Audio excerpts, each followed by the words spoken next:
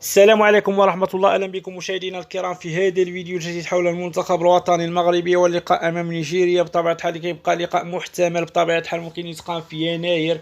لقاء كبير بين النخبة الوطنية والنخبة النيجيرية، لقاء صراحة من أفضل اللقاءات ديال المنتخب الوطني المغربي. بطبيعة الحال غنتكلموا على التشكيلة ديال المنتخب الوطني محتملة في مركزين: مركز وسط الميدان وخط الهجوم. بطبيعة الحال المنتخب الوطني المغربي أمام المنتخب النيجيري في مقابلة قوية، بطبيعة الحال مقابلة جد قوية للمنتخب الوطني المغربي أمام منتخب نيجيريا. نتكلم على خط وسط الميدان وخط الهجومي للمنتخب الوطني المغربي في هذه المقابلة النارية أمام المنتخب النيجيري. تبقى مقابلة محتملة الآن ما جيناش معاهم في المجموعات. كنظن واحد الاحتمال كبير بزاف أن هذه المقابلة عاد تلعب، لأن ما جيناش معاهم نفس المجموعة. بطبيعة الحال إذا مقابلة كبيرة الحجم، مقابلة كبيرة تكون بين المغرب ونيجيريا، مقابلة صراحة من خيرة المقابلات ديال المنتخب الوطني المغربي في مواجهة المنتخب النيجيري. مقابلة قوية صراحة بين المنتخب الوطني المغربي والمنتخب النيجيري. غنبداو باللاعب امين ريشارلسون خط وسط الميدان، اللاعب اللي عنده 21 سنة، التكوين ديالو فرنسي، من خيرة اللاعبين اللي كان ممكن يلعب المنتخب الفرنسي، المنتخب الامريكي كذلك، ولكن هو اختار المنتخب المغربي. اختيار موفق صراحة.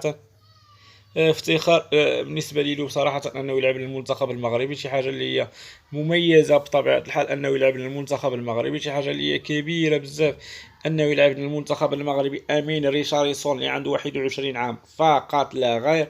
غنمشيو للاعب عز الدين أناحي عنده 23 عام، تكوين مغربي ومن خيرة اللاعبين ديال المنتخب الوطني المغربي. بطبيعة الحال لاعب قوي، لاعب كبير صراحة، اللي ما لعبش شي فرق كبير في المغرب، فقط لعب في فئة الشب فئة الشبان ديال فريق الرجاء البيضاوي. وكيبقى عز الدين أناحي من العناصر المهمة داخل المنظومة وداخل المنتخب الوطني المغربي. لاعب كبير صراحة، من خيرة اللاعبين اللي عند المنتخب الوطني المغربي، لاعب قوي صراحة.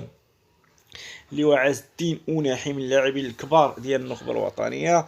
مشيو عند لاعب بلال خنوس، تكوين بلجيكي، 19 سنة، من خيرة اللاعبين اللي عند المنتخب الوطني المغربي. بقى ما باش واحد المستوى كبير في المنتخب الأولمبي في كأس إفريقيا، أقل من 23 عام، ولكن قدر أنه يبين هذا المستوى الكبير ديالو في المنتخب الوطني الأول. شي حاجة اللي هي مميزة، شي حاجة كبيرة عند اللاعب بلال خنوس صراحة، من اللاعبين المرموقين داخل المنتخب الوطني المغربي. لاعب صراحة من خيرة اللاعبين اللي عند المنتخب الوطني المغربي، اللاعب بلال خنوس. غنمشيو للخط الأمامي وخط الهجوم، غنبداو باللاعب أمين عدلي، 23 عام، التكوين ديالو فرنسي. كيبقى من خيرة اللاعبين اللي عند المنتخب الوطني المغربي واللاعبين المتميزين عند لاعب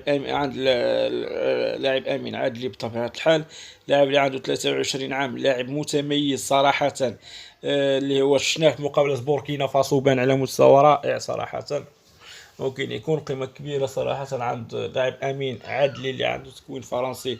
كيبقى واحد الاسم رنان داخل المنظومه. بطبيعه الحال هناك ابراهيم صلاح، 21 سنه، تكوين بلجيكي، وكيبقى الاسم ديالو التكوين بلجيكي. بطبيعه الحال المنتخب الوطني نادى على الكوتش الركراكي 3 ديال المرات، اذا عنده الثقه فيه، واخا ما باش بواحد المستوى كبير صراحه في كاس افريقيا اقل من 23 عام، ولكن عنده الثقه فيه. بطبيعه الحال شيء جميل جدا ملي يكون عندك الثقه ديال المدرب ديال المنتخب ديالك الاول وانت فقط عندك 21 عام.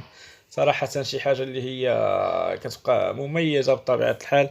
شي اذا كذا صراحه.